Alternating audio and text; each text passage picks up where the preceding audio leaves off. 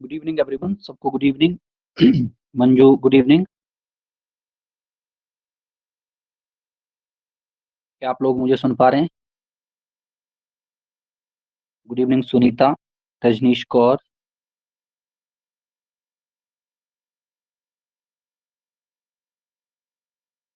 Okay.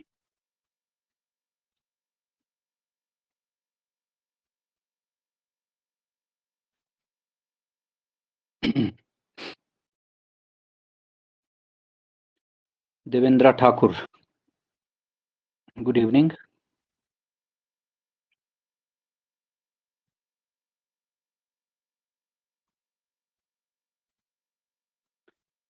चलिए, last class में हमने पढ़ा था जो संस्कृत में प्रमुख काव्य शास्त्री आचार्य रहे उनके बारे में, और साथ ही साथ हमने जाना था जो आपके काव्य हेतु, काव्य लक्षण और काव्य प्रयोजनों के बारे में। गुड इवनिंग सीरत, सीरत वारिया, सविता डोगरा गुड इवनिंग। तो जो काव्य हेतु हैं, काव्य लक्षण है और काव्य प्रयोजन है, उनके बारे में आप थोड़ा सा देख लीजिए कि आचार्यों ने क्या क्या बातें कही हैं, वहां से प्रश्न बनने की संभावनाएं रहती हैं। और आज जो हमने टेस्ट अपलोड किया है यूट्यूब में भी, उसको देखते रहिए और उससे कुछ और प्रश्न बनाने की कोशिश कीजिए। जो जो प्रश्न मैंने आप लोगों के लिए रखे हैं उनके उत्तर जो है आप ढूंढिए, बताइए, और अपनी तैयारियों को ज्यादा मजबूती दीजिए, है ना। तो अभी तक क्लास में कम लोग पहुंचे हैं, देखना 100 में से सिर्फ 18 के 19-20 के आसपास ही हैं अभी तक, है ना। तो बाकी लोग जो है रिकॉर्डेड पर ज़्यादा भरोसा कर रहे हैं, तो ऐसा नहीं चलेगा। लाइव में भी आते रहिए, ज़्यादा अच्छा रहेगा। लाइव क्लास में ज़्यादा इजीली जो है आपको चीज़ें समझ भी आ जाती हैं, है ना।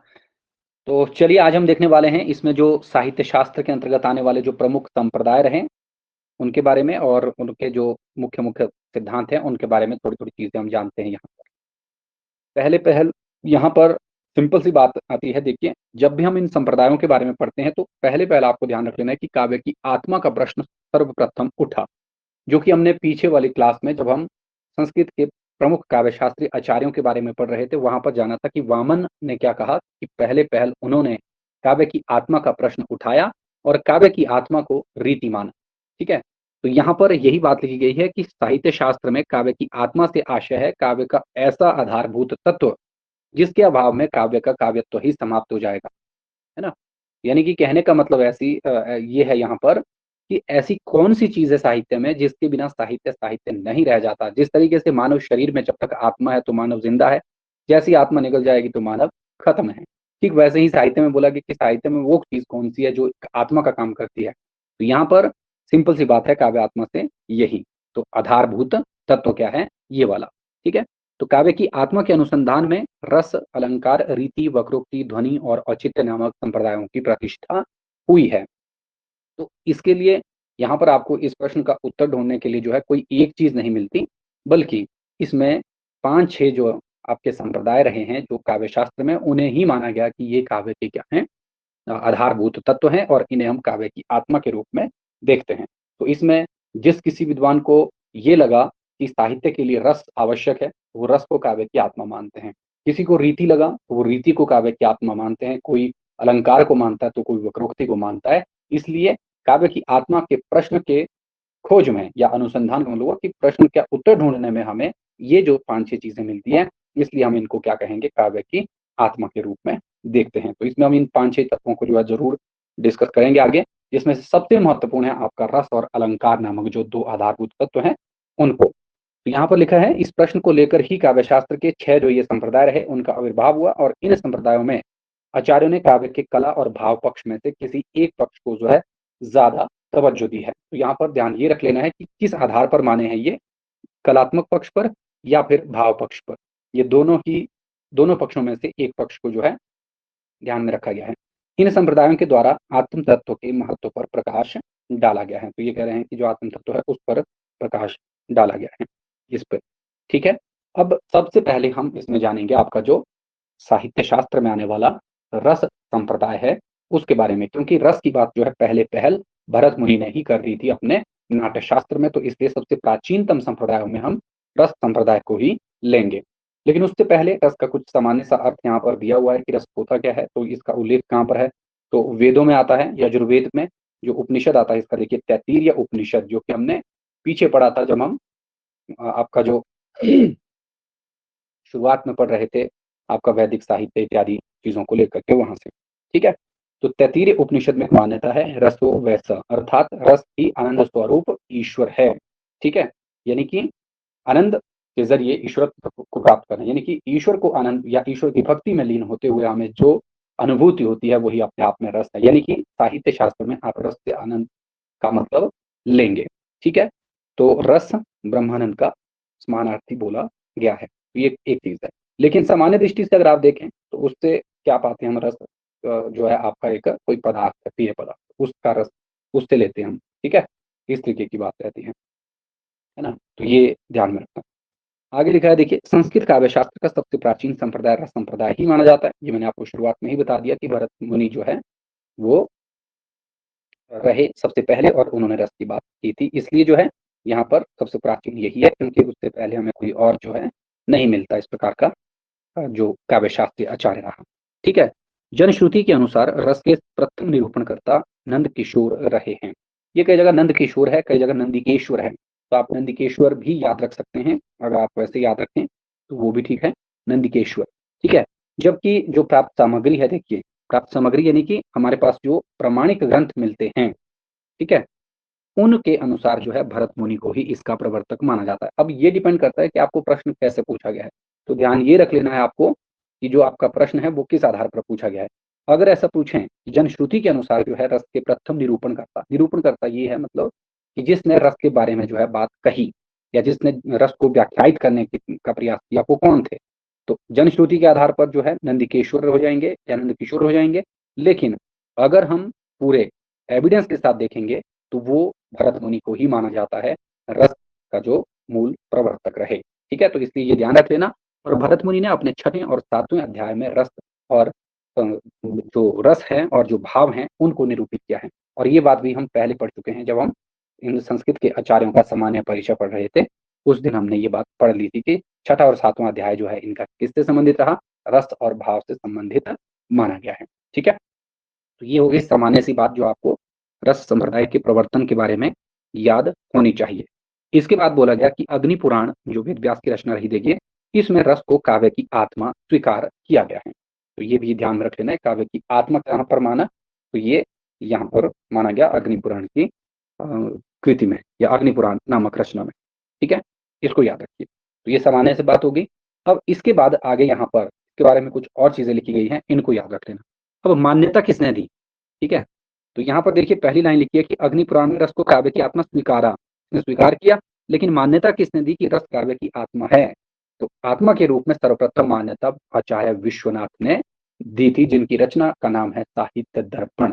ये बात आप ध्यान में रखिएगा, 14वीं शती के आसपास के ये विद्वान रहे, तो ये नाम महत्वपूर्ण है, तो याद रखिएगा। ठीक है, अब यहाँ पर बोला गया है रस का सामान्य अर्थ क्या है, पदार्थ इत्यादि से, जो मैंने शुरुआत में बता दिया। लेकिन साहित्य शास्त्र में काव्य आनंद, कि साहित्य से जो हमें आनंद मिलता है वही आपका रस है। तो इसमें लिखा देखिए, काव्य को पढ़ने सुनने और देखने से प्राप्त होने वाला आनंद ही अपने आप में क्या है, रस है। तो सुनना, जैसे आप किसी कहानी उपन्यास नाटक या कोई चुटकुला इत्यादि सुनते हैं तो वो क्या है, साहित्य ही है, साहित्य का एक रूप है। तो उसको सुनकर हमें क्या मिल रहा है, आनंद मिल रहा है, तो वो रस है। अगर किसी नाटक को आप देख रहे हैं, किसी मूवी को आप देख रहे हैं, तो वो भी आप क्या कर रहे हैं, रसपान कर रहे हैं उस चीज का, है ना, आनंद ले रहे हैं। तो इसलिए ये बात यहाँ पर बोली गई है। पढ़ने से तो खैर बहुत सारे लोग आप सुने भी होंगे आपने देखते हुए या आप बोलते हुए, भाई उन्हें पढ़ना पसंद है, तो उसको उनको उसमें क्या है, आनंद मिलता है। तो पढ़ना सुनना और देखने से प्राप्त होने वाला आनंद ही क्या है, साहित्य में रस कहलाता है। ठीक है, तो ये बात आपको ध्यान रखनी थी, है ना। सामान्य चीजें देखना, ये कोई ज्यादा मुश्किल बात ये है नहीं। इसके व्युत्पत्ति परक अर्थ का मतलब है आस्वाद, यानी कि रसते आस्वादते इति रसे, जिसको ग्रहण किया जा सके, मतलब वही आपका क्या है, रस है। तो ये अलग अलग चीजें हैं जो सामान्य सी बातें हैं, इनको ध्यान में रखिए, बाकी चीजों को छोड़ के आगे बढ़ जाइए। तो सामान्य अर्थ आपके सामने आ गया। इसके बाद यहाँ पर रस निरूपण, अब रस को लेकर के विद्वानों की क्या क्या परिभाषाएं, क्या क्या व्याख्याएं रही हैं, वो थोड़ा सा आप जरूर देखें, क्योंकि यहाँ से आगे अब आपके लिए जो है ज्यादा महत्वपूर्ण होने वाला है ये वाला जो टॉपिक है। एक बार मुझे कंफर्म फिर से कर लीजिए कि आपको आवाज ठीक आ रही है या किसी को कोई समस्या तो नहीं आ रही है क्लास में? ठीक चल रहा है?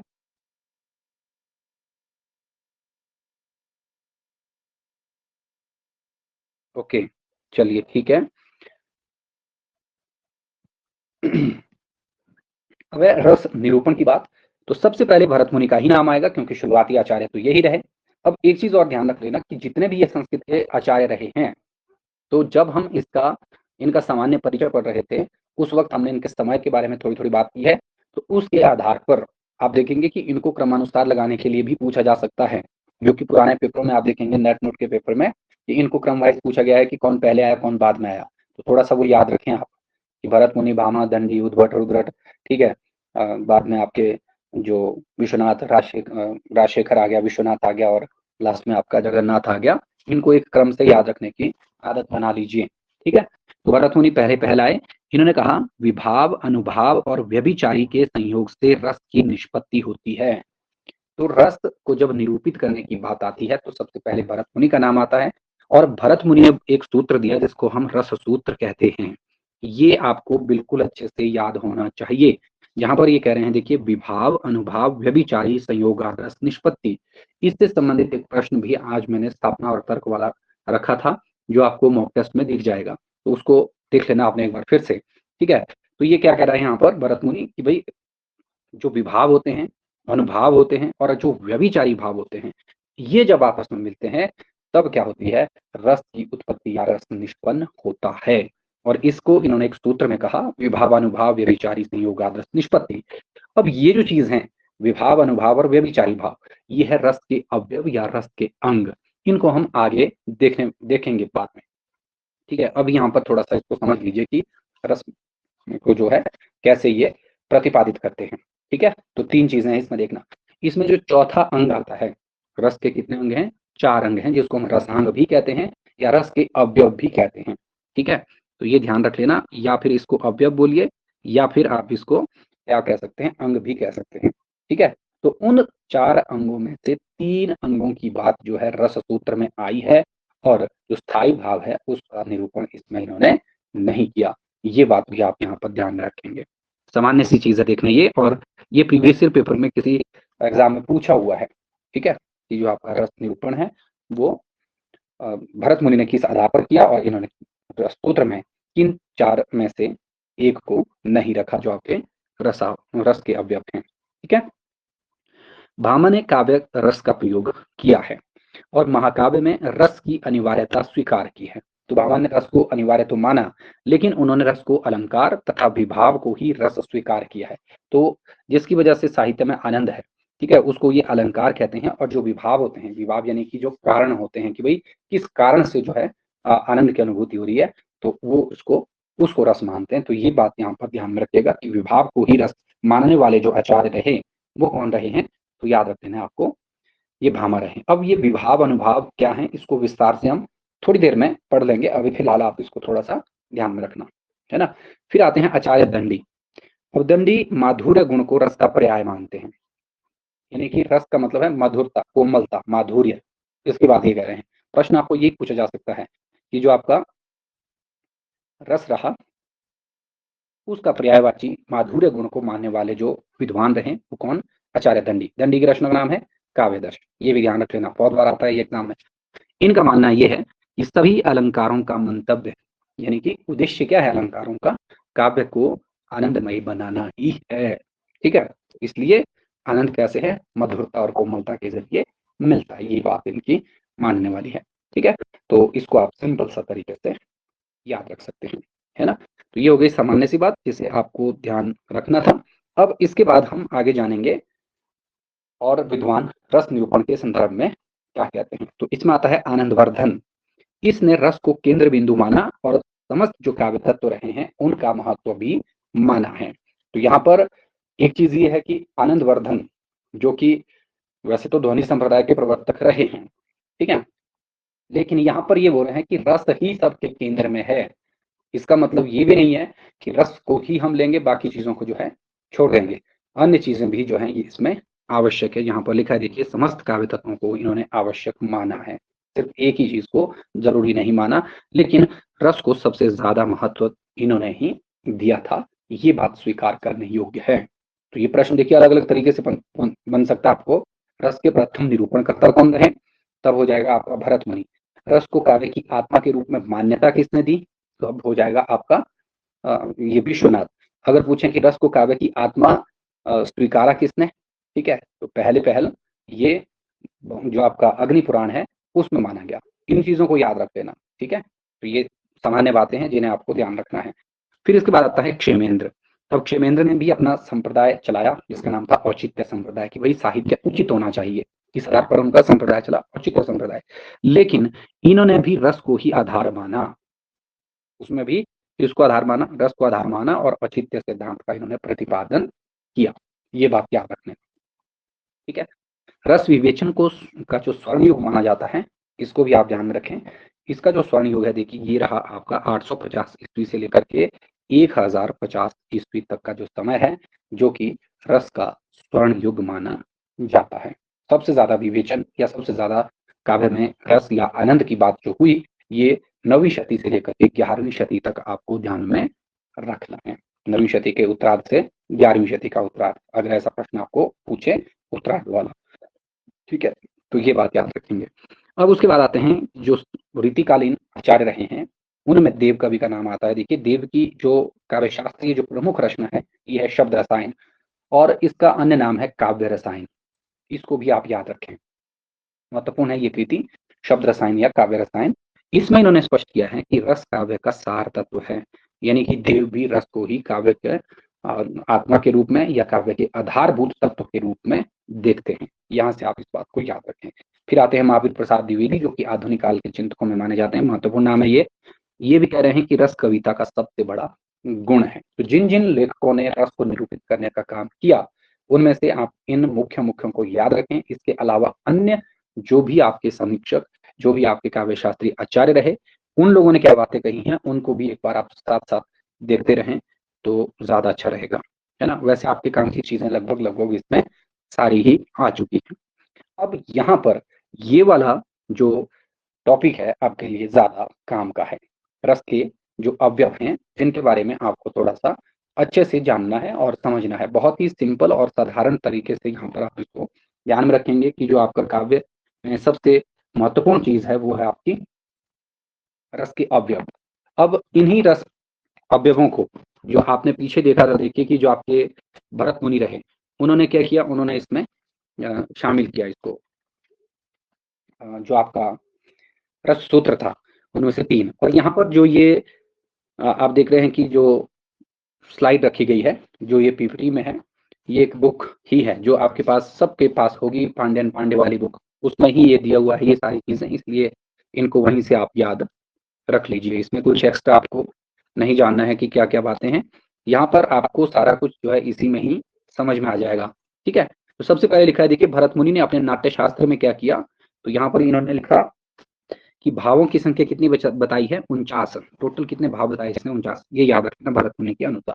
और यहीं से आपको प्रश्न बनता है कि इसमें कितने बताए इन्होंने, 33 जो है वो संचारी भाव बताए गए हैं। संचारी भावों के बारे में आगे पढ़ेंगे, लेकिन अभी फिलहाल आपको इतना ही यहाँ पर ध्यान में रखना है, ठीक है।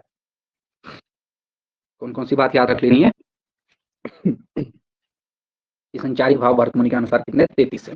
इनकी संख्या किसी ने 34 भी बताई, वो बाद में पढ़ेंगे, ठीक है। 8 जो है स्थायी भाव है, ठीक है। स्थायी भाव का मतलब होता है ऐसे भाव जो सदैव हमारे अंतर्मन में जो है वो रहेंगे, ठीक है। तो इसको आप याद रखें, स्थायी भाव यानी कि उसको कहते हैं सहृदय के मन में जो भाव हमेशा विद्यमान रहे, वही आपका क्या कहलाता है, स्थायी भाव कहलाता है। इसको भी हम नीचे देख लेंगे। तो ये 8 हैं।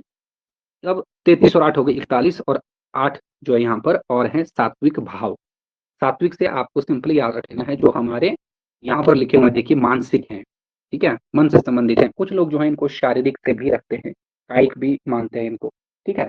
लेकिन यहाँ पर आपको इतना याद रख लेना है कि सात्विक भाव जो है ये भारत मुनि ने मानसिक भावों को ही बोला है। तो कुल मिला के ये हो गए 49। अब इनमें से देखिए इनको बहुत सरलता के साथ आप कैसे याद रख सकते हैं। पहला प्रश्न तो यही बनेगा कि भरत मुनि के अनुसार रस के जो 4 अंग हैं उनमें से रस सूत्र में शामिल कौन सा नहीं है, तो वह है स्थायी भाव। स्थायी भाव पहले पहल रहता है, जिसको आपको जानना है। तो इसका मतलब क्या है, जो आपके स्थायी भाव हैं, ये आपको जो रस के भेद हैं, ठीक है, उनके साथ भी आपको ये याद रखने हैं, कनेक्ट करने हैं। क्यों? क्योंकि यहाँ पर आप देखिए, जितने भी आपके स्थायी भाव हैं, है ना? उनसे संबंधित एक आपका क्या है, रस आता है। जैसे स्थायी भावों के भेद हैं यहाँ पर 8 भरत मुनि के अनुसार। हालाँकि रस के भेद हैं भी भरत मुनि ने 8 ही माने, ठीक है? तो इसलिए जितने भी आपके रस रहे हैं, उनका एक स्थायी भाव रहता है। तो सबसे पहले आता है यहाँ पर रति स्थायी भाव, जो किससे संबंधित है, देखिए श्रृंगार से संबंधित है। ये आपको पता होना चाहिए, यहाँ से एक प्रश्न आपको ज़रूर पूछा जाता है। लेकिन उससे पहले स्थायी भाव को समझिए। अब स्थायी भाव क्या है? देखिए यहाँ पर जैसे रति, रति यानी कि प्रेम का भाव, काम का भाव, ये हर एक मनुष्य में होता है ना, हमेशा रहता है। हास, हँसने का, खुशी का भाव सब में है। करुणा, शोक का भाव जो है सब में है। क्रोध भी सब में है, उत्साह भी सब में है, भय भी, जुगुप्सा भी, एंड लास्ट में जो है आपके पास विस्मय, ठीक है? तो ये भी क्या है, हमारे अंतर्मन में सदैव जो है ये रहता ही रहता है ना? तो यहाँ पर आप देखेंगे कि ऐसे भाव, स्थायी भाव से आपको समझना है कि जो हमारे मन में सदैव विद्यमान रहते हैं, और मतलब जिसके, जैसे मैं अपनी बात कर रहा हूँ या आपकी बात कर रहा हूँ, हम सबके मन में है, तो जिसके मन में भी स्थायी भाव रहते हैं, ठीक है? या जागृत होते हैं, उसको हम क्या कहते हैं? उसे हम आश्रय कहते हैं। ये बात ध्यान में रखिएगा, आश्रय। उसको याद रख लेना। स्थायी भाव जिसके अंतःकरण में जागृत हो, उस व्यक्ति को क्या कहा जाता है? उस व्यक्ति को आश्रय कहा जाता है, ठीक है? मूल रूप से ये अस्थायी भाव हैं। स्थायी शब्द से ही पता चल रहा है कि हमारे अंतर्मन में है, ठीक है?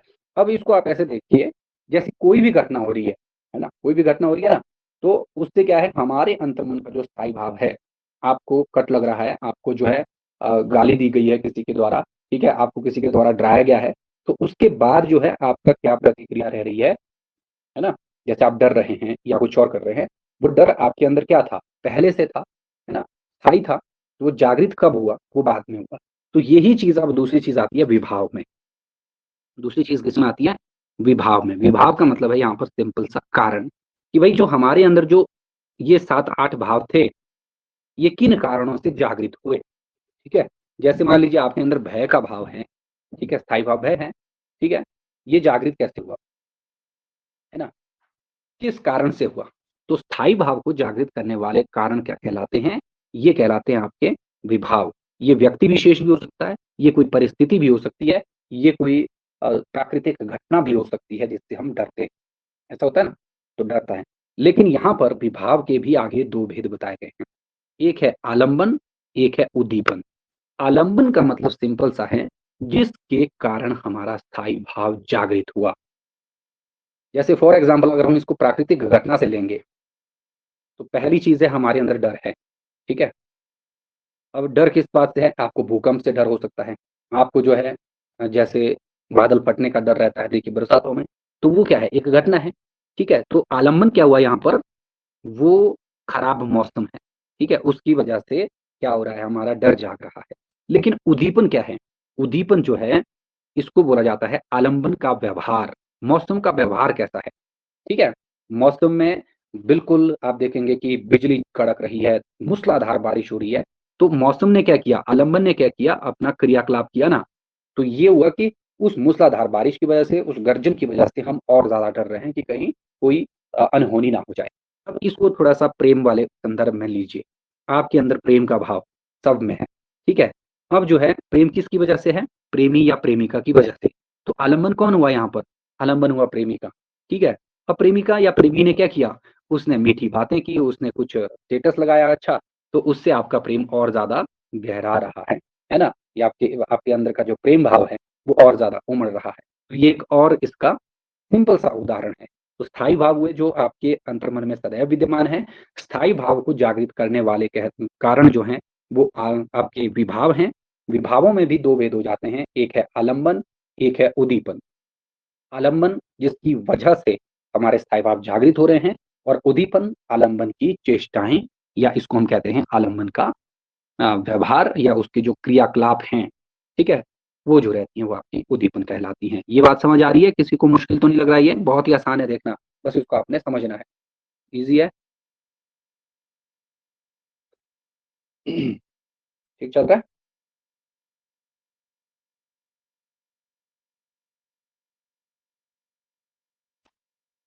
हुँ, कहीं खो गए सारे लोग? ओके,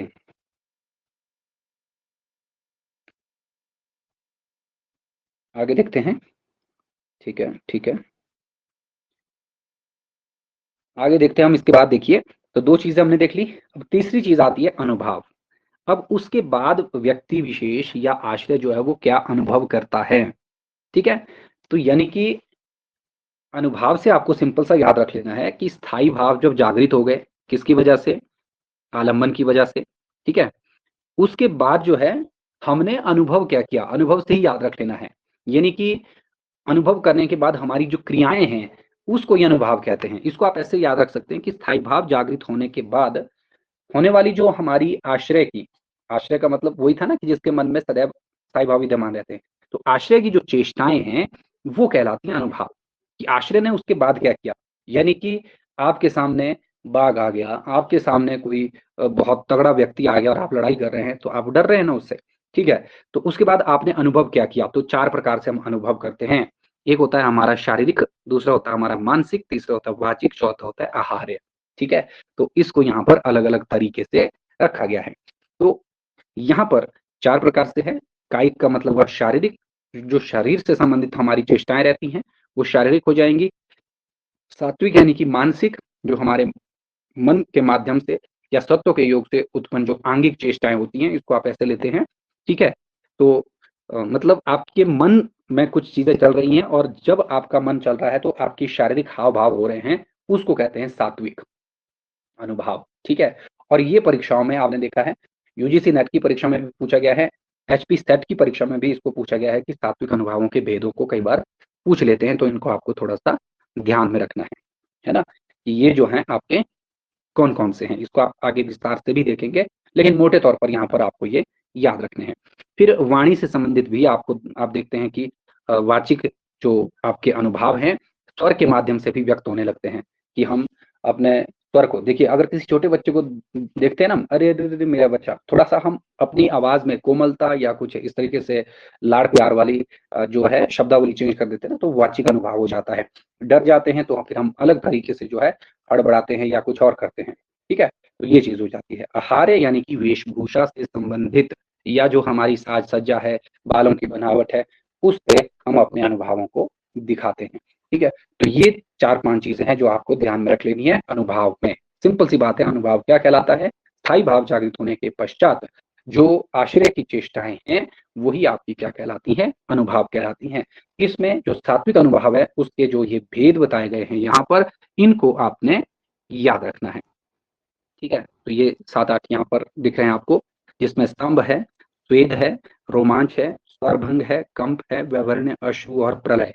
तो ये चीज़ें हो जाती हैं देखिए आपके, जब हम किसी चीज़ को अनुभव करते हैं, उसके बाद, ठीक है? इसको आप आगे विस्तार से देखेंगे कि हमारी मानसिक स्थिति क्या रहती है। अगर डर का है कोई भाव हमारे अंदर, तो हम बिल्कुल स्तंभ की तरह हो जाते हैं, जड़ हो जाते हैं, ठीक है? स्वेद यानी कि पसीना भी आ जाता है ना?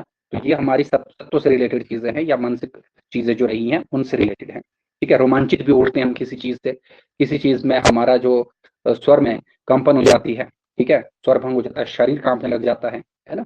तो अपने आस-पास की हमें सुध-बुध नहीं रहती, जिसको हम विवरण के अंतर्गत लेते हैं, आँसू आ जाते हैं या फिर प्रलय के वक़्त जो एक स्थिति बनती है कि भई कोई पता-सता ही नहीं चल रहा, तो ऐसी चीज़ें जो है ये आलंबन के समय सॉरी आलंबन नहीं, अनुभाव के समय जो है वो रहती हैं, जो कि सात्विक अनुभाव के अंतर्गत आती हैं। इनको आप याद रखना चाहें तो रख सकते हैं, नहीं तो आगे आप इसको थोड़ा-सा विस्तार से और देख सकते हैं, ठीक है? अभी फिलहाल इतना ही आपने याद रखना है, इसमें से कि स्वेद, रोमांच, व्यवर्ण इत्यादि ये किसके अंग हैं या किसके भेद हैं, तो आपको याद रख लेना है सात्विक के ये भेद हो जाएँगे, ठीक है? अब यहाँ पर लास्ट में आते हैं आपके संचारी भाव। देखिए आपने अनुभव भी कर लिया, उसके बाद ये बोल रहा है कि संचारी भाव नाम की चीज़ आती है, जिसके 33 भेद हैं, लेकिन देवकवि और भानुदत्त 2 रहे हैं ये। इन्होंने जो है ये संख्या कितनी मानी है? इन्होंने ये संख्या मानी है 34। इसको भी आप ध्यान में रखिएगा।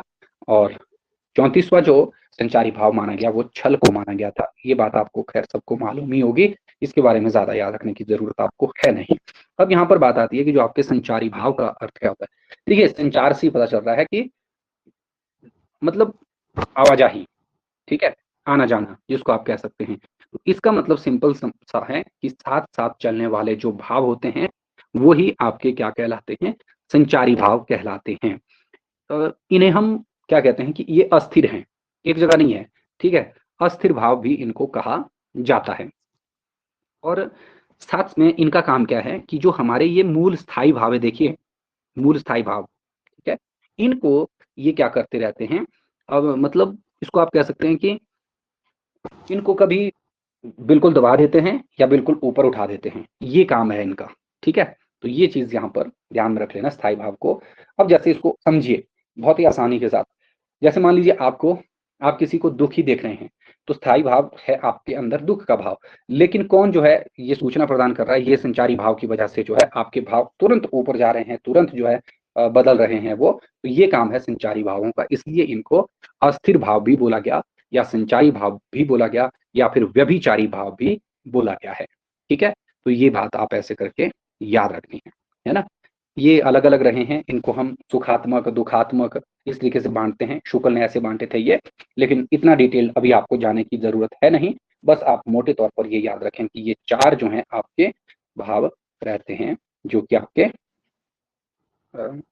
इसमें आएंगे, रस के अवयव में आएंगे, ठीक है। इनको अच्छे से याद रखिए। अब यहाँ पर आपके सामने थे जितने भी स्थायी भाव हैं उनसे संबंधित जो है आपके रस हैं। तो ये रस तो हमने पहले ही पढ़ लिए थे कि रसों की संख्या कितनी है। रसों की संख्या जो है वो 9 मानी गई है, लेकिन भरत मुनि ने 8 ही माने हैं। यहाँ पर कहीं भी आपको शांत रस नहीं मिल रहा है, देखिए, ठीक है। तो अब यहाँ पर रस के अवयवों को और थोड़ा सा विस्तार से लिखा गया है। अब इसको अगर आप देखना चाहें तो आप यहाँ से इसको देख भी लीजिए। अगर नहीं देखना है, बिल्कुल आसानी से मैंने पहले बता दिया है, तो उसको वहां से देखिए। इसमें देखिए आलम्बन और जो उद्दीपन है, आलम्बन को थोड़ा और ज्यादा डिटेल में इसको बताया गया है कि आलम्बन के भी भेद हो सकते हैं कि जिसके हृदय में जागृत होता है वो आश्रय आलम्बन है, और विषय आलम्बन जिसके कारण जो है भाव जागृत है। तो इतना डिटेल अभी जाने की जरूरत आपको नहीं है इस एग्जाम में। ये आप अगर नेट नोट के लिए जाएंगे बाद में भविष्य में कभी, तब उसके लिए आप ये चीज पढ़ सकते हैं, और वहां पर इसको और ज्यादा सरलता के साथ बताया जा सकता है, ठीक है। तो उद्दीपन को बोला गया है जागृत हुए भावों को और ज्यादा पुष्ट करने वाला, है ना। तो ये याद रखना चाहें तो रख सकते हैं, नहीं तो आप इसको छोड़ के आगे बढ़ जाइए। अनुभाव भी यहाँ पर लिख दिए हैं जो पहले बताए हुए थे, इसको आप क्लास के बाद जो है देख सकते हैं इस पीडीएफ से भी। तो यहाँ पर जो सात्विक अनुभाव है, देखिए उसके भेदों के बारे में बात हुई है कि स्वेद का मतलब क्या होता है, स्तंभ का मतलब क्या होता है, वेपथु या फिर कंप वगैरह वगैरह जो यहाँ पर लिखे हुए हैं सारे, तो इनको आप एक बार देख लीजिए, है ना, ये क्या है। लेकिन इतना डिटेल नहीं आएगा आपको, अभी इसको जाने दीजिए, आगे बढ़ जाइए। रस के अवयवों में अंतिम जो था संचारी भाव, जो यहाँ पर लिखा है, देखिए ऐसी भावनाएं जो बीच बीच में उत्पन्न होकर समाप्त होती रहती हैं। तो मैंने पहले बताया ना कि कभी जो है ऊपर उठेगा आपका मन का भाव, कभी जो है बिल्कुल स्थिरता आ जाएगी उसमें, इसलिए इनको संचारी बोला गया है। रस को परिपुष्ट करते हैं, इन्हें व्यभिचारी भाव भी कहते हैं। ये बातें मैंने बता दी। टोटल जो है यहाँ पर लिख दिए गए हैं 33 के 33। अगर किसी को याद रखने हैं तो याद रख सकते हैं। शुक्ल के अनुसार सुखात्मक, दुखात्मक, उभयात्मक और उदासीन 4 भागों में इनको विभक्त किया गया है। अब इसके अंतर्गत कौन कौन से आते हैं ये आपको बुक से देखने हैं। जो आपके पास कोई भी बुक है वहां पर आपको ये मिल जाएंगे। तो अगर बहुत डिटेल में पूछें तो हो सकता है आपको ऐसा प्रश्न पूछे कि दुखात्मक जो संचारी भाव रहे हैं उसमें किन किन को रखा है आचार्य शुक्ल ने। तो ये आपको काम करना है अब, ठीक है। तो इसको आप देखते रहिए, है ना। तो यहाँ पर हो गया आपकी अब जो रस के अवयव थे उसके बारे में, रस के सामान्य परिचय के बारे में बात। इसके बाद अब जानेंगे हम रस के जो भेद रहे हैं उनके बारे में कुछ सामान्य सी चीजें जिन्हें हमें याद रखना है। तो यहाँ पर पहले पहल नाम आता है भरत मुनि का। उन्होंने ही रसों की संख्या मानी थी 8, लेकिन बाद के जो विद्वान रहे उन्होंने रसों में लगातार जो है वो बढ़ोतरी की है। ये बात आप याद रखिए। मुख्य रूप से भरत मुनि ने 4 ही रस माने हैं। ये भी आपको प्रश्न पूछा जा सकता है कि भले ही उसने 8 रस माने, लेकिन उसमें भी प्रमुखता से जो मेन है वो 4 को माना। देखिए, श्रृंगार रस, रौद्र रस, वीर रस और विभत्स रस। एक चीज ध्यान रख लेना, जब भी आप रस के भेदों को करें तो जो हमने स्थायी भाव पहले पढ़े हैं ना, उनको जरूर याद रखना, क्योंकि वहां से प्रश्न अक्सर बनता ही बनता है कि किस रस का स्थायी भाव कौन सा है। तो ये आपको पता होना चाहिए। ठीक है, ये बहुत सिंपल है, याद रख लेना इनको, है ना। प्रत्येक रस से संबंधित एक अधिष्ठाता यानी कि एक देवता भी है, तो वो भी पता होना चाहिए। प्रत्येक रस से संबंधित एक वर्ण यानी कि रंग भी रहता है, वो भी आपको थोड़ा बहुत मालूम होना चाहिए, तभी जो है काम बनेगा, अदरवाइज जो है काम मुश्किल हो सकता है। ठीक है, तो इन बातों को याद रखें। तो सबसे पहले कितने रस माने? 4, श्रृंगार, रौद्र, वीर और विभत्स। श्रृंगार रस से उत्पन्न हुआ हास्य, रौद्र से माना इसने करुण और वीर से माना इसने अद्भुत।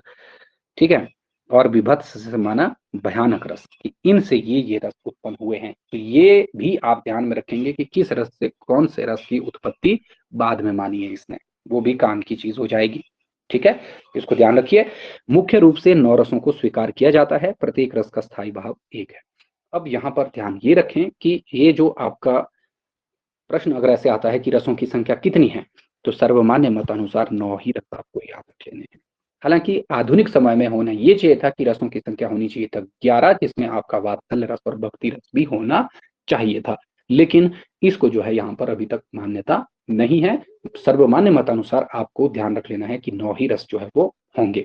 अब हालांकि संख्या जो है वो 14-15 के आसपास है, लेकिन आपको यहीं तक याद रखना है। ठीक है, अब पहले पहल आता है इसमें श्रृंगार रस। श्रृंगार की वर्तनी इस तरीके से रहेगी, यहाँ पर ये अशुद्ध है क्योंकि ये ऐसी ही लिखी जा रही है ना। तो श्रृंगार को आप ठीक कर लीजिए अपने बुक में जब आप अपने हाथों से इसको लिख रहे हैं। इसको बोला गया है कार्य व्यापार की व्यापकता के कारण भोजराज के द्वारा रस राज। सबसे ज्यादा अगर हम साहित्य में देखें कि किसी को कार्य व्यापार का मतलब है कि भाई जो एक्टिविटी में, या यूं कहें कि आपके जो व्यवहार में लगातार जिसको ज्यादा से ज्यादा लेखकों या आचार्यों के द्वारा प्रयोग में लाया जाता है, तो श्रृंगार रस को ही माना जाता है। तो इसमें आप याद रखिएगा, कार्य व्यापकता के कारण जो है भोजराज ने इसे रसराज की संज्ञा दी थी। और भोजराज की रचना कौन कौन सी है ये आपको पता होनी चाहिए, जो कि हमने शुरुआती क्लासेस में देखी थी। आपके पास कोई भी बुक है वहां से देख लीजिएगा। रचनाएं तो खैर पहले पहले आपको पता होनी ही चाहिए, है ना। भोजराज के अनुसार यही एकमात्र जो है वो पूर्ण रस है। जो बाकी रस हैं वो जो है इसकी संपूर्णता की मध्यवर्ती स्थिति, यानी कि इसको ही पूर्ण बनाते हैं और कुछ नहीं है बाकी रस। ये याद रख देना। इसका प्रभाव तुरंत पड़ता है। इसका वर्ण यानी कि रंग क्या है? श्याम यानी कि सांवला है। देवता यानी कि अधिष्ठाता इसके विष्णु है। स्थायी भाव इसका रति है। इनकी बात मैं कह रहा था। तो इसके लिए आप जो है एक बना लीजिए, एक ऐसा चार्ट जैसा बना लीजिए, टेबल बना लीजिए, जिसमें पहले पर रस लिखिए, दूसरे पर इसका वर्ण लिखिए, तीसरे में इसका स्थायी भाव लिख लीजिए। ठीक है, फिर जो है इसके जो अन्य बातें रही हैं उनको देख लीजिए। तो आलम्बन यानी कि कारण ये बोल रहा है कि हमारे अंदर का जो स्थायी भाव आपका रति का भाव है वो कब जागता है? आलम्बन है इसके नायक नायिका, तो भाई वो बनते हैं ना कारण हमारे प्रेम को जगाने के, हमारे अंदर के जो रति भाव है उसको जगाने के। ठीक है, तो कारण क्या है? यहाँ पर नायक नायिका है। तब जो है हमारे अंदर का जो श्रृंगारिक, या यूं कहें कि जो हमारा रति भाव है वो उमड़ता है। ठीक है, तो ये बातें आपको पता रखनी है। तो 4 कॉलम बना लीजिए उसमें। एक में लिखिए रस, दूसरे में लिखिए उसका स्थायी भाव, तीसरे में लिखिए उससे संबंधित वर्ण, चौथे में लिखिए उससे संबंधित विष्णु, उससे संबंधित जो अधिष्ठाता या देवता, पांचवें में लिखिए उससे संबंधित आलंबन। ठीक है, कि किसकी वजह से जो है हमारे अंतर्मन में कौन सा भाव जो है वो जागृत होता है। ठीक है, तो ये हो गया आपका श्रृंगार। अब बोला गया कि इसके भेद कितने हैं? इसके 2 भेद हैं, देखिए, संयोग और वियोग। यानी कि रति, प्रेम, ठीक है, लगाव, ठीक है, उसमें क्या होता है कि हम संयोग में भी होते हैं और वियोग में भी होते हैं। संयोग का मतलब तो आप सभी लोग जानते हैं, जब क्या है, आप साथ में हो तो वो संयोग की बात है। लेकिन वियोग जब आप साथ में नहीं हो। तो यहाँ पर वियोग श्रृंगार के जो भेद हैं वो महत्वपूर्ण है। कई बार ये प्रश्न पूछा जाता है। तो वियोग की जो आपके भेद हैं वो 4 माने गए हैं, जिनमें से एक है पूर्वानुराग। पूर्वानुराग यानी कि पूर्व में जो आपको प्रेम है अपने प्रेमी या प्रेमिका से, वो पूर्वानुराग कहते हैं। अभी तक आपका मिलन तो नहीं है, लेकिन आपको एक दूसरे के प्रति जो है वो प्रेम है। ठीक है, मान, मान का मतलब हुआ कि आपको एक दूसरे पर क्या है, जब आप एक दूसरे के प्रति प्रेम में हैं, ठीक है, ये एक चीज है। लेकिन दूसरी तरफ आप देखेंगे कि जब आप मिल रहे हैं, ठीक है, मिलने पर आपकी कुछ एक दूसरे से किसी बात को लेकर के क्या हो गई, तू मैं हो गई, है ना। तो ऐसी स्थिति में क्या हो गया, ऐसी स्थिति में जो है आपका जो मतलब एक दूसरे से भरोसा उठ गया कि एक्चुअल में तो वैसा नहीं है जैसी हमने फोन में बातें की थी, है ना। तो वो है आपका यहाँ पर मान की स्थिति, ठीक है। दूसरी चीज, मिलन के बाद जो आपका मन मुटाव आ जाता है और एक दूसरे से दूरी आ जाती है, तो वियोग में वही चीज होती है ना, तो वियोग में अलगाव होना। फिर प्रवास, प्रवास का मतलब तो यही हुआ कि एक दूसरे से बिल्कुल ही आप जो है अलग हैं। वैसे वियोग श्रृंगार के ये तीन भेद माने जाते हैं, इसलिए इन तीनों को जो है आप अच्छे से याद रख लीजिए। बाकी इसमें आपको कुछ और याद रखने की आवश्यकता नहीं है ना। इसको ध्यान में रख लेना, है ना। करुण विप्रलंब बोला कि कारुणिकता हो जाती है फिर बहुत ज्यादा, फिर जब कोई प्रेम इत्यादि में आपके पास है, ठीक है। तो इसको आप एक बार और देखें जो यहाँ पर बोला गया है ना। इसको ध्यान रखें, चार चीजें आ गई। पूर्वानुराग यानी कि मिलन से पहले का जो प्रेम है, मान मिलने के बाद मन मुटाव के चलते एक दूसरे से अलगाव, प्रवास यानी कि एक दूसरे के बिल्कुल ही दूर हो गए, करुण विप्रलंब जब जिसकी वजह से यानी कि वियोग की वजह से अत्यंत दुख की स्थिति। तो यहाँ पर ध्यान ये भी रखना आप लोग कि जो विप्रलंब बोला जाता है ये वियोग को ही बोला गया है, ठीक है।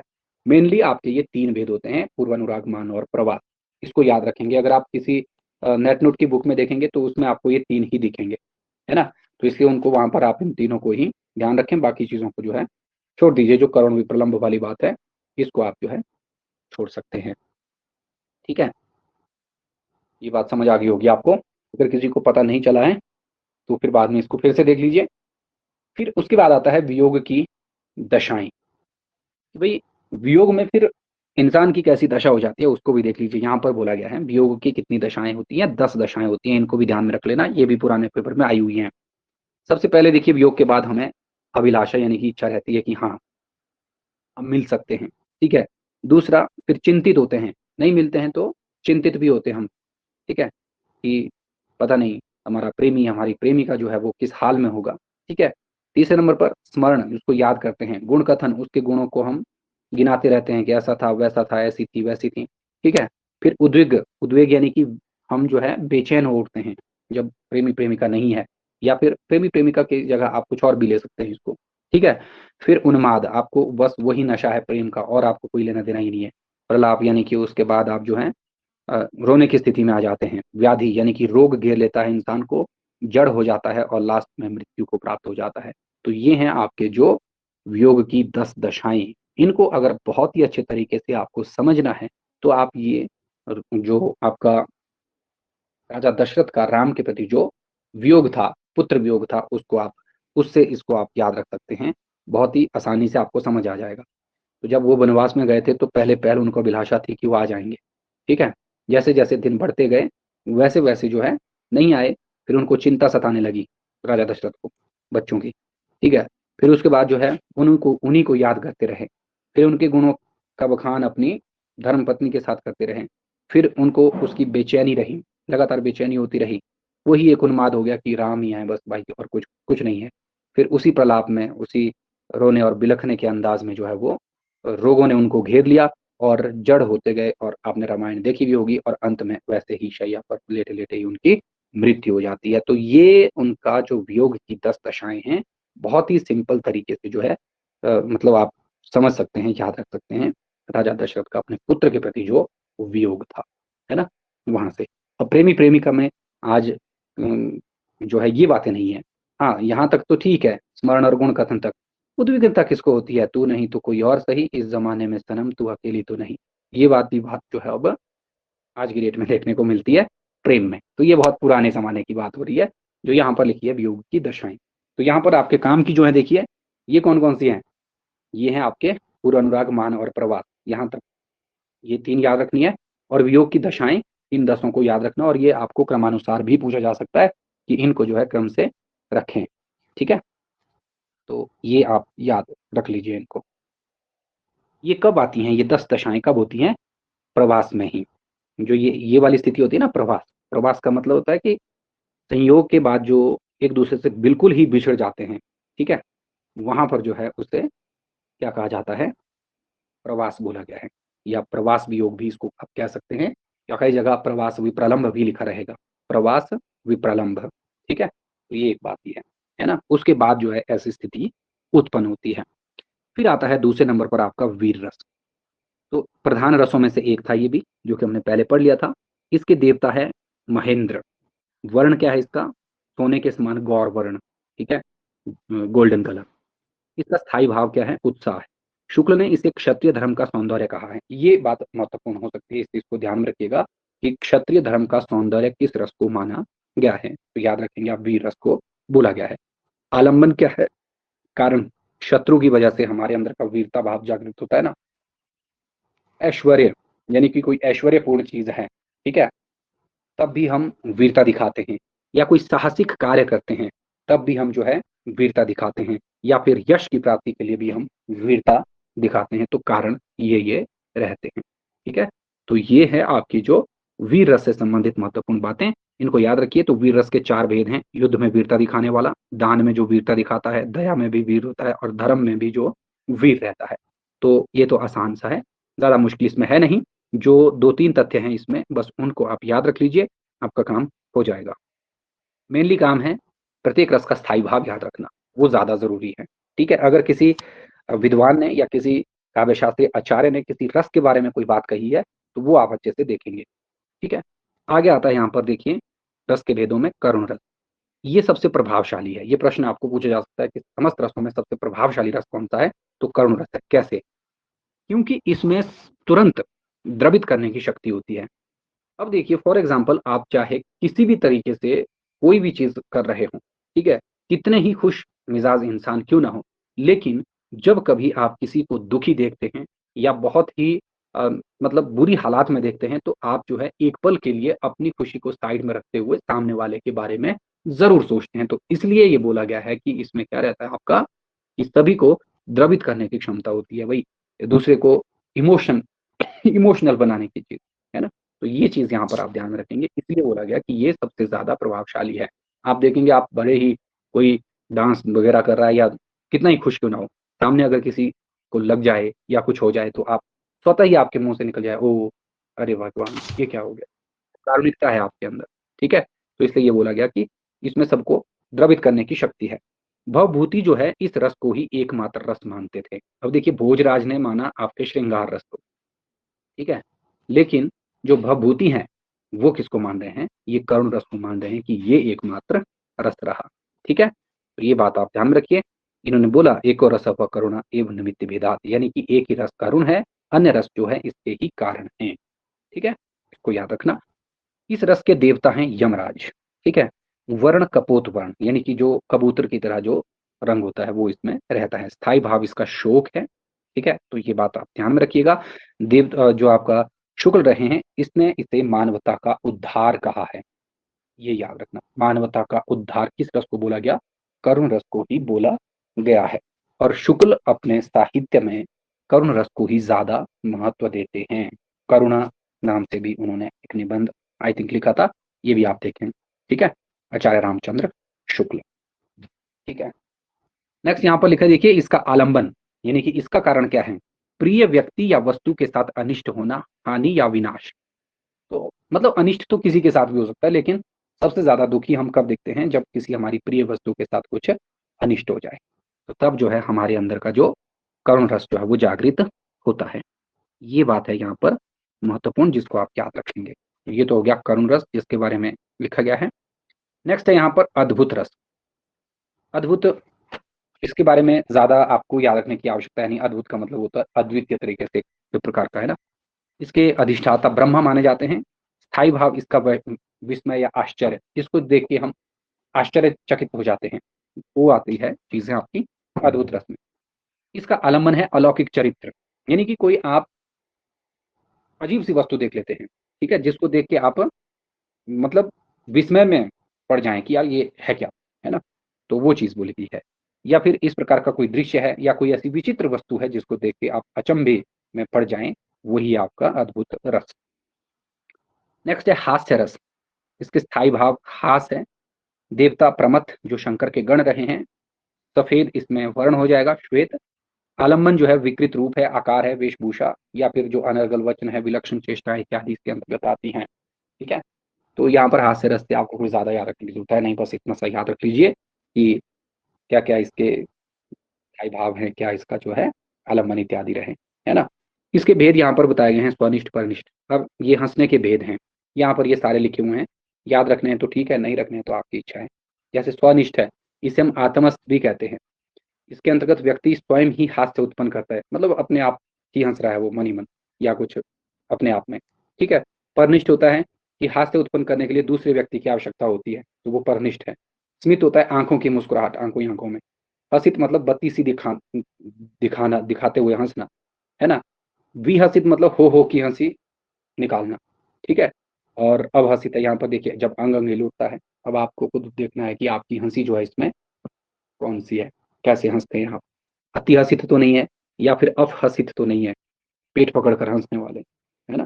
तो जैसे भी आप हंसते हैं वो देख लीजिए, आपका अपना तरीका है। तो ये हास्य के भेद यहाँ पर बता दिए 7-8, इनको याद रखिए। संख्या लिखी तो नहीं है कहीं, हाँ गिन लेना इनको कितने हैं ये, यही हो जाएंगे। ठीक है। हम्म। ओके।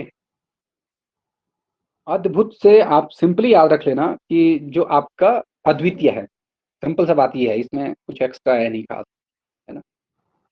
नेक्स्ट है आपका भयानक रस, जिससे आप डरते हैं। सिंपल सी बात वो है, इस रस का स्थायी भाव भय है। हिंसक स्वभाव वाले जीव और उग्र स्वभाव या आचरण वाले व्यक्ति जो है कारण है कि हम डरते जिससे, कोई उग्र व्यक्ति है उससे हमें डर लगता है। ठीक है, तो वो हमारे अंदर के जो भयानक रस है उसको उत्पन्न करता है। स्थायी भाव भय ही रहेगा। विकृत और उग्र ध्वनि तथा भयावह चेष्टाएं, निर्जनता इसके उद्दीपन है। तो इसके उद्दीपन भी साथ में बता दिए गए कि भाई अंधेरा है वो क्या है, आपके डर का कारण है। उसमें जो है आवाजें आ रही हैं, अगर दरवाजे खुलने की चैं की आवाज भी आ रही है तो हम उससे भी डर रहे हैं, तो उसका उद्दीपन रूप है। ठीक है, इसको बोला गया है। निर्जनता यानी कि सुनसान कोई जगह है, वहां भी तो डर रहा है कि उसका खालीपन की वजह से आप डर रहे हैं, तो वो उसका उद्दीपन रूप हो गया। ठीक है, इसमें क्या होता है अनुभाव भी इसमें बता दिए फिर लास्ट में देखिए। वही आंखों का फाड़ना, रोंगटे खड़े होना। ठीक है, हमारा गला रुद्ध जाता है, हम चिल्लाते हैं, भागते हैं, गिड़गिड़ाते हैं, ये अनुभव आ गए। ठीक है, आश्रय की चेष्टाएं आ गई यहाँ पर, है ना। तो ये हो गया आपका भयानक रस। इसका जो वर्ण है वो कृष्ण या काला है रंग। देवता जो है इसके कालदेव माने जाते हैं। ठीक है, तो स्थायी भाव भी आ गया, वर्ण भी आ गया, देवता भी आ गया और आलम्बन भी इसमें आगे की जो आपका भयानक रस है वो कैसे रहता है। ठीक है, अगला इसके बाद जो आपका रस है देखिए, यह है विभत्स रस। विभत्स मतलब भद्दा, जिससे चिढ़ जैसे हम जाएं, है ना वो। इस रस का स्थायी भाव जुगुप्सा या घृणा को बोला जाता है। तो जो घृणित चीजें हैं वो इसमें आएंगी। ठीक है, इसके देवता हैं महाकाल। रंग नीला। आलंबन फूहड़, रुधिर, मांस, गली सड़ी जो दुर्गंधमय वस्तुएं हैं वो इसमें आ जाती हैं। कोई ऐसा बेकार की कोई चीज हो जिससे हम, मतलब जो हमें अच्छा नहीं लगता है, छी टाइप जो चीजें हैं, है ना, वैसी वो रहेंगी आपकी इसमें। ठीक है, शुक्ल ने इसे शांत रस का पुरोगामी भी बोला है। तो ये भी आप ध्यान में रखना चाहें तो रख सकते हैं कि शुक्ल ने इसको शांत रस का पूर्वगामी, या फिर डायरेक्ट भी ऐसा प्रश्न पूछा जा सकता है कि शांत रस का पूर्वगामी किसे बोला गया है। ठीक है, विभत्स रस। लास्ट 8वां जो रस है देखिए, जो भरत मुनि के अनुसार अंतिम है, तो वो है आपका रौद्र रस, जिसका स्थायी भाव है क्रोध, है ना, गुस्सा। देवता इसके रुद्र हैं। रुद्र यानी कि शिव जी का जो रूप है। वर्ण इसका लाल रंग है। आलम्बन इसका शत्रु है, दुराचारी है या कपटी है। तो दुराचारी कपटी शत्रु को देख के अंदर हमारे अंदर का जो गुस्सा है वही फूटता है ना, तो यही बात यहाँ पर बोली गई है कि क्रोध जो है इसका स्थायी भाव है।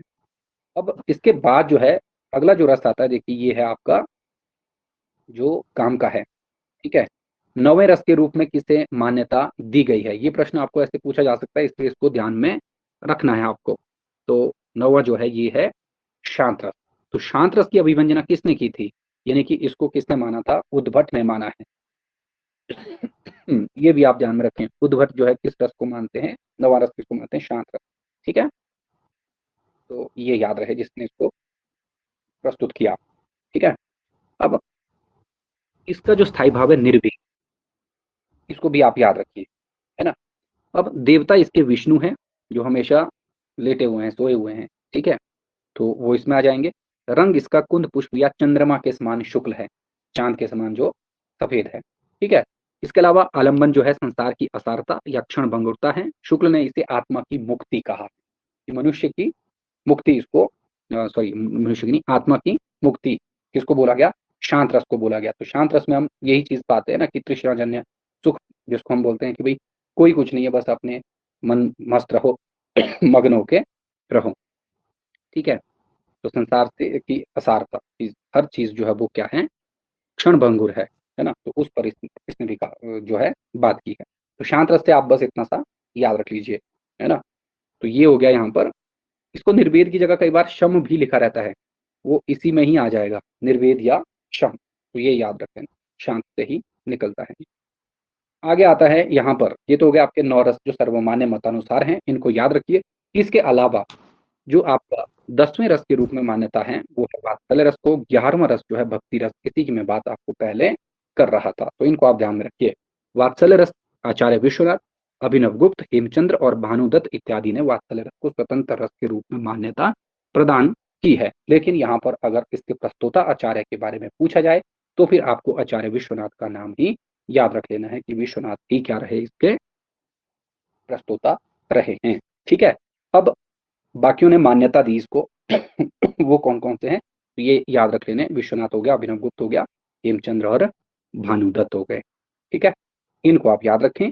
लेकिन यहाँ पर बोल रहा है कि मम्मट ने इसे खारिज किया, मम्मट इसको नहीं मानते थे स्वतंत्र रस के रूप में। महाकवि सूरदास ने पूर्णतः प्रतिष्ठित होने के बाद 10वें रस के तौर पर वात्सल्य रस को स्वीकार किया जाने लगा, और जो आपके ये सूरदास रहे, इन्हें वात्सल्य रस का सम्राट कहा जाता है। ये बात आपको पता ही है सबको, है ना। और ये वात्सल्य का कोना कोना झांक आए थे, ये प्रश्न आपके लिए है कि ये किसने कहा था। ठीक है, ये आपको ढूंढ के लाना है कि सूरदास वात्सल्य का कोना कोना झांक आए हैं, है ना, ये आपको बताना है। नेक्स्ट है यहाँ पर इसका स्थायी भाव पुत्र स्नेह। ठीक है, तो जो आपका वात्सल्य रस है, देखिए स्थायी भाव क्या है इसका, पुत्र स्नेह है, या इसको आप वत्सलता भी कहते हैं। ठीक है, पुत्र आदि जो है इसके आलम्बन है, यानी कि जो बालक हैं, पुत्र की जगह बालक लिखा होता तो ज्यादा अच्छा रहता। ठीक है, कि बालक आदि जो है आलम्बन रहेंगे, जो बच्चे हैं छोटे। और बच्चों की जो क्रियाएं हैं, जो उनकी अठखेलियां हैं, वो इसका उद्दीपन रूप है कि बच्चे को देख के ही हमारे अंदर का जो वत्सल भाव है, जो बच्चों के प्रति जो प्रेम है वो उमड़ता है ना। तो ये यहाँ पर इसके क्या बताए गए हैं, उद्दीपन और आलम्बन बताए गए हैं, इनको भी आप ध्यान में रख लीजिए। ठीक है, तो 10वें रस के रूप में वात्सल्य रस आ जाएगा। 11वां रस जो है वो आपका क्या है, ये भक्ति रस है। इसके प्रतिष्ठापक जो है मधुसूदन सरस्वती और रूप गोस्वामी है। रूप गोस्वामी की रचना है उज्ज्वल नीलमणि, है ना, ये वही वाले रूप गोस्वामी हो जाएंगे। इसके अलावा स्थायी भाव है इसका भगवत प्रेम। भगवत प्रेम का मतलब है ईश्वर के प्रति जो प्रेम है हमारा, वो तभी तो है आपका भक्ति। आलम्बन है ईश्वर और उसके रूप, कोई भी जो जो आपके अपने ईश्वर हैं या आपके अपने स्थानीय देवता हैं, वो है आपकी भक्ति के आलम्बन। लेकिन उद्दीपन क्या है, जैसे आप उनके गीतों को सुनते हैं, किसी का फलाना नाग है, किसी का फलाना नाग है, इस प्रकार की चीजें होती है ना। तो ये बातें यहाँ पर हैं, इनको आप याद रखें कि भाई कोई आप रियालू नाग की नाटी सुन रहे हैं, या फिर आप अपने महादेव की कोई कथा सुन रहे हैं, तो उसको सुनना ही क्या है, अपने आप में भक्ति का उद्दीपन है। ठीक है, तो ये याद रखिएगा। ये हो गया आपका यहाँ पर 11वें रस के रूप में जो भक्ति रस रहा, उसकी बात। शुक्ल ने इसे आत्मा का श्रृंगार भी बोला है। तो शुक्ल ने जो जो बातें रसों के बारे में कही है, उन बातों को थोड़ा थोड़ा आप ध्यान में रख लीजिए। अन्य रस भी यहाँ पर बोले गए हैं, जैसे रुद्रट का एक रस आता है प्रयोन रस। ठीक है, उसको भी आप ऐड करना चाहें तो कर सकते हैं, प्रयोन रस। ठीक है, कई जगह ये आपका जो वात्सल्य है उससे भी ऊपर रखा जाता है, लेकिन ये उतना ज्यादा नहीं रहा महत्वपूर्ण, है ना। तो इसको याद रखना चाहें तो रख सकते हैं, नहीं रखना तो आपकी इच्छा है। फिर नारायण पंडित का आता है आश्चर्य रस। एंड रूप गोस्वामी का एक और रस की बात इन्होंने की कि मधुरता, इसको इन्होंने अलग से रखा श्रृंगारिकता से, तो ये मधुर रस इत्यादि मानते हैं कि ये अन्य भी भेद रहे हैं। तो ये थे रस के भेद और रस के अवयव एंड रस का साधारण सा परिचय और निरूपण, जिसके बारे में हमने आज देखा। तो एक बार आप इन चीजों को सबको देखिए। अब एक आखिरी प्रश्न आपके लिए यहाँ से बनता है रस से, कि जो भरत मुनि ने रस सूत्र दिया था, उसको 2-3 लोगों ने जो है वो क्या किया है, प्रतिपादित किया है, या यूं कहें कि उसकी व्याख्या की है। ठीक है, उसके 4 व्याख्याकार रहे हैं। उनके बारे में हम अगली क्लास में देखेंगे और साथ ही साथ हम नए संप्रदाय के बारे में थोड़ा-सा जानेंगे। ठीक है? तो उसको देखना है आपने, और जिन लोगों ने अभी तक यूट्यूब वाली वीडियो नहीं देखी है, वो लोग एक बार ज़रूर देख लें, क्योंकि उसमें जो 50 प्रश्न हैं, उन 50 प्रश्नों से आप इतने ही प्रश्न जो है वो और भी बना सकते हैं, अगर आप साथ-साथ में देखेंगे, उसको पढ़ेंगे। ठीक है? तो उसको एक बार ज़रूर देखना, है ना? और वहाँ पर मुझे बताते रहिए साथ में कि आपको कैसा जो है प्रश्न चाहिए, क्या वो ठीक है, क्या वो उसमें ज़्यादा मुश्किल है या ज़्यादा आसान है, ये भी बताना है। तो आज के लिए इतना ही। अगर किसी का कोई सवाल है तो फिर आप बेझिझक पूछ सकते हैं। सब ठीक था? सो तो नहीं गए?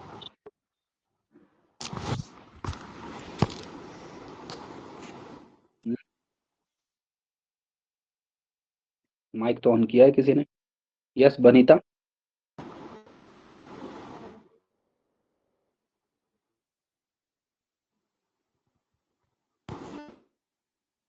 नहीं बोलना? आवाज़ नहीं आ रही।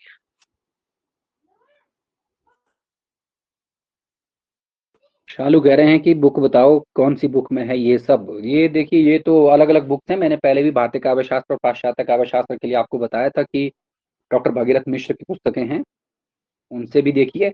नेट की कुछ पुस्तकें हैं, उनसे भी है। पांडियन पांडे वाली बुक में भी कुछ चीज़ें आपको दी रहेंगी, ठीक है? तो जो आपके पास रीडेबल नोट्स हैं इसमें, ग्रुप ये मैंने आपके डाले हुए हैं, वहाँ पर भी ये चीज़ें आपको दिख जाएँगी सारी की सारी, है ना? तो बुक वाली बातें तो मैंने पहली क्लास में बता दी थी। अब जो है, आज की डेट में अब बुक के बारे में कहाँ बताऊँ, जब हमारी 10-12 क्लासेस हो चुकी हैं, है ना? तो बुक्स तो आपके पास जो कुछ भी है उनको ही पढ़िए, नई बुक लेने की ज़रूरत अभी आपको नहीं है उतनी ज़्यादा, ठीक है?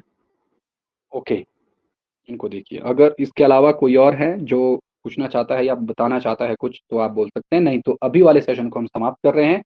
सुबह वाले सेशन में मिलेंगे हम, अपना जो रस से संबंधित कुछ महत्वपूर्ण तथ्य बचे हैं उनके बारे में, और इसके साथ-साथ जो आपके अलंकार संप्रदाय इत्यादि रहे, उनके बारे में देखेंगे सुबह वाली क्लास में, ठीक है? तो अभी के लिए इतना ही। मिलेंगे हम कल सुबह ठीक 6 बजे नई ऊर्जा और नई स्फूर्ति के साथ। तब तक के लिए बाय बाय, गुड नाइट, शुभ रात्रि।